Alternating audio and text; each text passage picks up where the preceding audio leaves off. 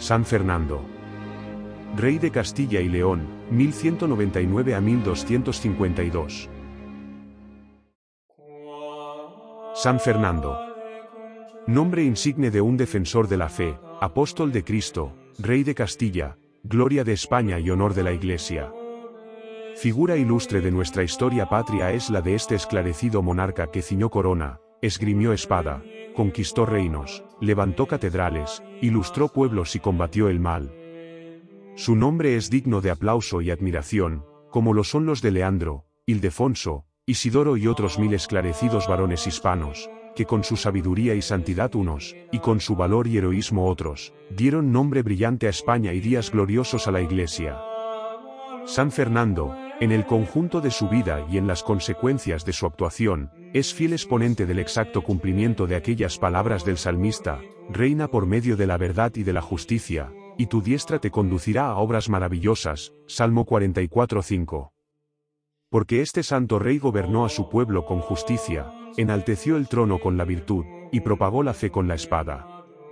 Si salió al campo de batalla fue en aras del sublime ideal de extender la religión de Cristo y combatir a los enemigos de su Dios, de quien él se consideraba vasallo humilde y defensor solícito. En consecuencia de este santo celo, Dios hizo que el oro de su corona se trocara en santidad brillante, que desde el trono expandía sus fulgurantes rayos sobre el hispano suelo y bajo el cielo de Castilla.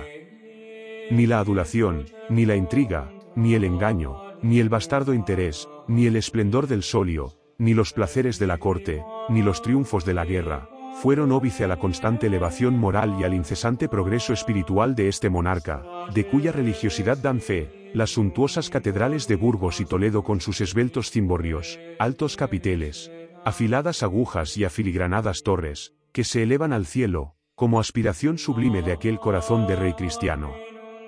Y de aquel pueblo creyente digno del monarca cuya vida vamos a reseñar. Fue San Fernando una de las glorias del siglo XIII. Los primeros años de este famoso siglo presagiaban grandes calamidades para España. Una formidable coalición de los musulmanes de África y de la península esperaba restaurar el imperio de la Media Luna hasta los Pirineos.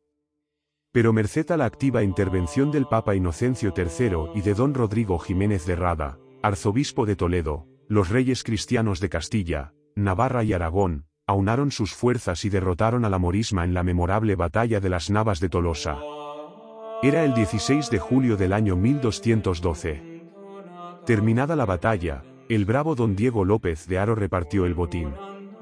A los reyes de Navarra y Aragón dioles todas las riquezas de los vencidos, y al de Castilla le dijo: en cuanto a vos, señor, quedaos con la gloria y el honor del triunfo.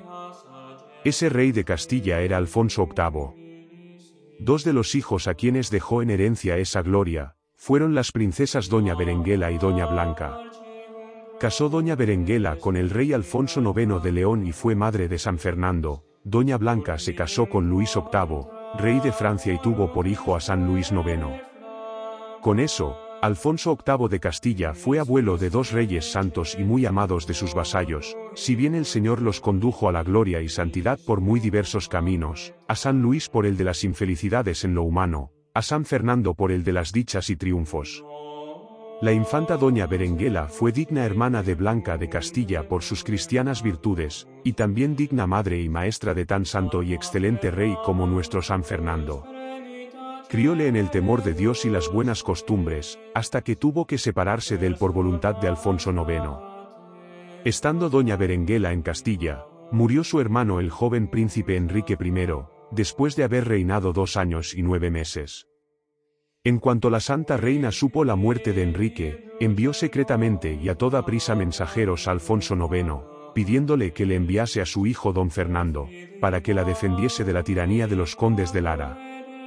Tenía por entonces Fernando 17 años y era dechado de nobleza y virtud. Besó doña Berenguela aquella frente cándida y pura, y estrechó otra vez con amor al hijo que era toda su esperanza. Había sido educado por maestros excelentes que le enseñaron las letras y artes que convenían a un príncipe. Ya de niño mostraba tierno amor a la cruz, apretábala entre sus manecitas, la besaba y corría a mostrarla a los ministros y gente noble que acudían a palacio. Cuando oía hablar de los moros que blasfemaban de Cristo y ultrajaban a España, lloraba y se llenaba de indignación. Aunque de natural resuelto y ardiente, tenía el corazón muy inclinado a la ternura y a la bondad con los pobres, solía asomarse a menudo al balcón de palacio para ver si pasaba algún mendigo, y si veía alguno, corría gozoso a buscar una limosna. Tan bellas prendas habían crecido con la edad. Por eso, cuando doña Berenguela, después de hacerse jurar reina de Castilla, renunció el reino en su hijo Fernando, el alborozo fue general. Fue proclamado y jurado rey de Castilla en las Cortes de Valladolid de 1217, reunidas en la iglesia de Santa María la Mayor. Pero entretanto, en el horizonte asomaba muy recia y negra tormenta, los tres señores de Lara no acudieron a la asamblea. Descontento y rencoroso don Álvaro de Lara por no haber podido lograr ser tutor de don Fernando como antes lo era de don Enrique, se declaró en rebeldía contra el nuevo rey, y se puso de parte del de León, el cual había entrado ya en Castilla con grueso ejército, haciendo tantos estragos en las tierras de su hijo como si fueran las de su mayor enemigo. Afligió sobremanera don Fernando de tener que hacer guerra al rey de León, su padre, trató antes de paces, y para ello envió a su padre como embajadores a los obispos de Burgos y Ávila. Señor y padre mío, decíale en una carta, como es así que estáis tan enojado, que me hacéis guerra sin causa, a mí que soy vuestro hijo y por ningún motivo lo merezco. No parece sino que os da en rostro cuanto de bueno me sucede. Debierais alegraros de tener un hijo rey de Castilla, el cual honrará toda su vida vuestro linaje, porque no hay rey cristiano ni moro que por temor de mí se atreva a haceros guerra. ¿Por qué hostilizáis con tanto enojo este reino? No habéis de temer daños ni guerras de Castilla mientras yo viviere. Pero Alfonso no le dio oídos. Prosiguió sus hostilidades hasta Burgos y pretendió apoderarse de esta ciudad por la fuerza de las armas. Entonces don López de Haro, partidario de Fernando, juntó a toda prisa un ejército de castellanos y salió al encuentro del invasor, con lo que el rey de León se retiró. El rebelde Álvaro de Lara fue luego vencido y vino a echarse a los pies de don Fernando pidiendo clemencia. El santo rey le perdonó la vida y le admitió en su gracia. Concedióle grandes mercedes y beneficios, pero no pudo el de Lara sobreponerse a la humillación de la derrota, y así levantó segunda vez bandera de rebelión. El santo no le dio tiempo para juntar fuerzas, salió contra él y muy en breve hizo huir de Castilla a los Laras. Don Álvaro fue a morir en el reino de León, y uno de sus hermanos huyó a tierra de moros. El santo rey de Castilla restableció el orden y la paz en sus estados merced a su valor y liberalidad, y reinó paternalmente sobre sus vasallos. El año de 1219 pidió Fernando, por consejo de su madre, la mano de doña Beatriz de Suabia, hija del emperador de Alemania don Felipe. Ajustáronse las bodas, y fue traída la infanta a Castilla, donde se desposó con el rey en la iglesia del famoso monasterio de las Huelgas, de la ciudad de Burgos, con gran alborozo y regocijo de toda Castilla. Tuvo toda su vida el santo rey don Fernando gran respeto y veneración a su prudentísima y piadosísima madre, y en esto se pareció mucho a su primo San Luis, rey de Francia. También le gustaba pedir consejo y ayuda a los obispos. Su primer consejero, mejor dicho, su primer ministro, fue el arzobispo de Toledo, don Rodrigo Jiménez de Rada, el cual era oriundo del reino de Navarra y había cursado los estudios teológicos en la Universidad de París. Fue orador, teólogo, jurista, literato, hábil administrador, prudente consejero tanto en tiempo de paz como de guerra, y digno predecesor en suma, del eminente cardenal, que había de ilustrar ese mismo apellido 3 siglos más tarde. La justicia es el fundamento de la sociedad. Después de visitar todas las provincias de su reino e informarse de las necesidades de sus vasallos y de cómo estaban las cosas, San Fernando mandó modificar y perfeccionar las leyes del reino. Nombró un tribunal supremo, que luego se llamó Consejo Real de Castilla, compuesto por los jueces más competentes, venía a ser como un tribunal de casación al que se podía apelar de todos los demás tribunales. El mismo soberano tenía señaladas las horas de audiencia, acogía a todos, aun a los más pobres, con paciencia y afabilidad que ganaban los corazones de sus vasallos. Las viudas, huérfanos y desgraciados confiaban en la justicia, protección y misericordia del Santo Rey. Las muchas guerras que tuvo que hacer a los moros ocasionaban grandísimos gastos, pero Fernando no quería imponer nuevos tributos a sus vasallos. Solía decir a sus ministros, cuando le aconsejaban que impusiese nuevos tributos, con el buen pretexto de llevar la guerra a los moros: más temo las maldiciones de una viejecita pobre de mi reino, que a todos los moros de África. Fue protector insigne de las ciencias y las artes, a las que él mismo era aficionadísimo. Fundó la Universidad de Salamanca, que llegó a ser de las más famosas de Europa. Estableció nuevos obispados, edificó iglesias y monasterios, y enriqueció a otros con ornamentos y vasos sagrados.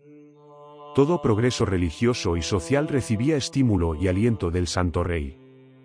En su reinado se edificaron las catedrales de Osma, Orense, Valladolid, Tui, Zamora, la Gran Colegiata de Talavera, el claustro de Astorga, el puente de Orense, las maravillosas catedrales góticas de Burgos, Sevilla y Toledo, y muchísimos otros edificios, dignos monumentos de aquel gran siglo. Castilla dio por entonces a Europa y a la Iglesia uno de sus más ilustres hijos, el insigne Santo Domingo de Guzmán, fundador de la Sagrada Orden de Predicadores. Entretanto, San Fernando, incansable conquistador que salía cada primavera en cruzada contra los moros, pudo a ratos gozar tranquila y santamente de las alegrías y expansiones del hogar. Era hijo respetuoso de doña Berenguela, esposo adorado de doña Beatriz, padre queridísimo de 7 príncipes y 3 princesas. En medio de esta familia bendita del Señor, descansaba el Santo Rey de las fatigas de la guerra y de los cuidados del gobierno. El año de 1230 murió su padre don Alfonso IX, y con esto pasó Fernando a ser rey de León a la vez que de Castilla, aumentándose así el poder de la España cristiana. Muerta doña Beatriz en 1235, Fernando se casó con doña Juana, princesa francesa en la que el rey vio resplandecer las virtudes de su llorada esposa. Doña Berenguela, hija del Santo Rey, se hizo monja en el convento de las Huelgas de Burgos, y tomó el velo de manos del obispo de Osma. De los hijos de San Fernando, uno, el infante don Sancho, llegó a ser arzobispo de Toledo; otro, don Felipe, arzobispo electo de Sevilla; y don Fernando, arcediano de Salamanca. San Fernando solo quería ser rey para hacer reinar a Jesucristo, Rey de Reyes, y hacer felices a sus vasallos. Era muy amigo de la paz, pero cuando se trataba de la gloria de Dios y del bien de la patria, no había ninguno más diestro que él en ordenar un ejército, ninguno más valiente en acometer, ni más constante en perseverar hasta conseguir la victoria. Tú, Señor, decía, sabes que no busco mi gloria sino la tuya, y que no deseo tanto el aumento de mis reinos, cuanto el aumento de la fe católica y la religión cristiana. El año 1224 entró en Andalucía. El rey musulmán de Baeza vino a ofrecerle obediencia, diciéndole que estaba pronto para rendirle la ciudad y asistirle con dineros y vituallas contra los que le hiciesen resistencia. En 1235, mientras asediaba y tomaba a Úbeda, su hijo don Alfonso, con solos 1500 hombres, venció en Jerez de la Frontera al formidable ejército de Abenut, rey moro de Sevilla, compuesto de 7 cuerpos de soldados, en cada uno de los cuales había más hombres que en todo el ejército cristiano. Fue un triunfo milagroso. Por aquella misma época, el rey de Aragón conquistó los reinos de Mallorca y Valencia. Uno de los primeros días de febrero del año 1236, San Fernando se hallaba en Benavente, cerca de León, y estando para sentarse a la mesa, llegó un caballero a galope, para declararle que unos cuantos caballeros cristianos acababan de apoderarse de uno de los arrabales de la ciudad de Córdoba, la antigua capital del Imperio Musulmán de España, con sus 300.000 habitantes. Levantóse el Santo Rey sin tomar bocado y voló a socorrer a sus intrépidos soldados. Multitud innumerable de guerreros cristianos acudieron a pelear bajo el estandarte de la Santa Cruz y cercaron a la ciudad de Córdoba. Apretaron cada vez más el cerco, la resistencia de los moros fue heroica, pero al fin tuvieron que rendirse. El día 29 de junio, festividad de los santos Pedro y Pablo, el ejército cristiano entró victorioso en la antigua capital de los califas. Hacía 525 años que Córdoba había caído en poder de los infieles. Por mandato del Santo Rey, el obispo de Osma purificó y consagró la mezquita mayor, dedicándola a María Santísima, y andando los años vino a ser la catedral de Córdoba. 2 siglos antes, Almanzor, conquistador de Galicia, había hecho llevar a hombros de cristianos las campanas de Santiago a Córdoba, y las había puesto en la mezquita por lámparas del falso profeta. San Fernando mandó que fuesen restituidas a la iglesia de Compostela a hombros de moros. Tanto el Papa como toda la Europa cristiana aplaudieron estos triunfos de los españoles. San Fernando era digno de semejantes victorias. Con sumo cuidado velaba para que en sus ejércitos reinase la piedad y el espíritu cristiano, y él era el primero en dar a todos sus vasallos ejemplo de virtud y santa vida.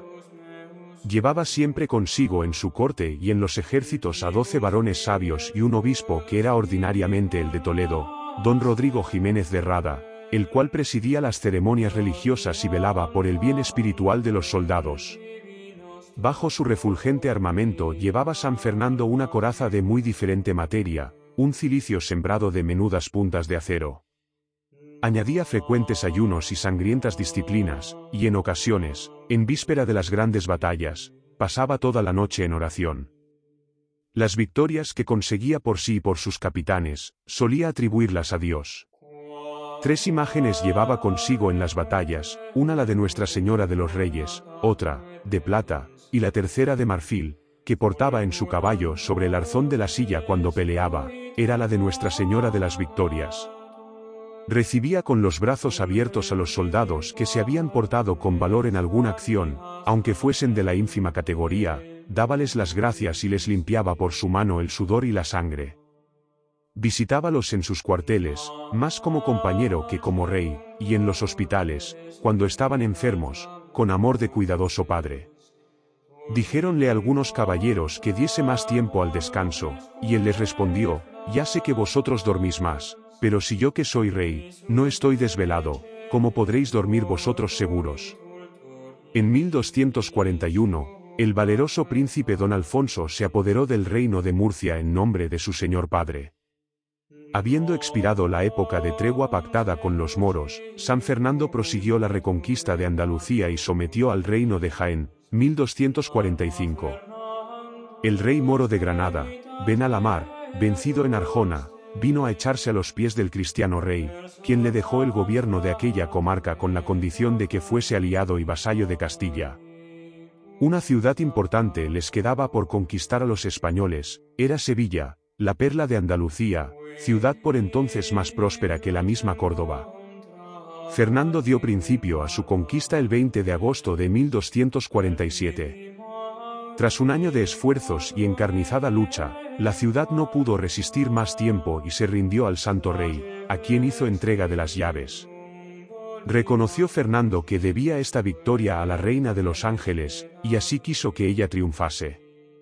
Se dispuso una solemne procesión en que iban delante los capitanes y gente lucida del ejército, marchando en formación militar al son de cajas y clarines. A estos seguían los maestres de las órdenes militares, ricos hombres de Castilla y León, y muchos nobles y caballeros de Aragón, algunos religiosos, el clero y los obispos, e inmediatamente la venerable efigie de Nuestra Señora de los Reyes en un carro triunfal de plata.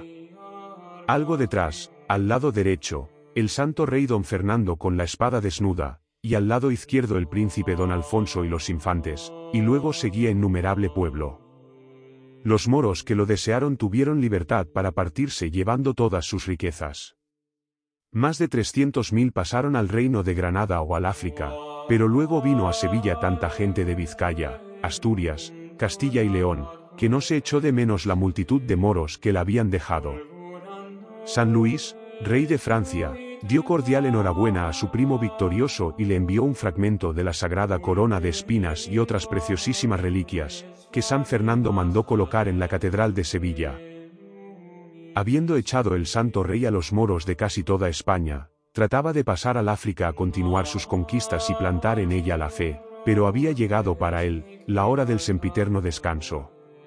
Sobrevínole devoradora hidropesía, y antes que lo mandasen los médicos hizo confesión general para morir y pidió la Sagrada Eucaristía. Al entrar el Santísimo Sacramento en la sala, se arrojó el santo rey de la cama, y postrado en tierra, se puso al cuello una soga, pidió perdón de sus culpas y habiendo hecho protestación de la fe católica, recibió el viático con grandísima devoción. Llamó luego a la reina doña Juana y a todos sus hijos, despidióse de ellos dándoles buenos consejos, y a su sucesor Alfonso le hizo un discretísimo razonamiento, recomendándole respetar las franquicias y libertades de sus vasallos, mostrarse padre de sus hermanos y honrar a la reina doña Juana como a su madre.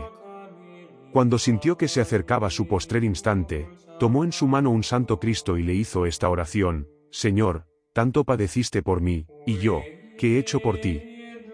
Dísteme, Señor, el reino que no tenía, y más honra y poder que yo merecía. Ofrezco ahora en tus manos mi alma y pido perdón de mis culpas a ti, Señor, y a todos los circunstantes. Mandó luego a la clerecía que cantase el Te Deum Laudamus, y al segundo verso inclinó la cabeza y dio su espíritu al Señor, un jueves 30 de mayo de 1252. Su milagroso sepulcro es una de las glorias de la Catedral de Sevilla que él hizo edificar. Este gloriosísimo y santísimo rey fue canonizado por el Papa Clemente X, el año de 1671.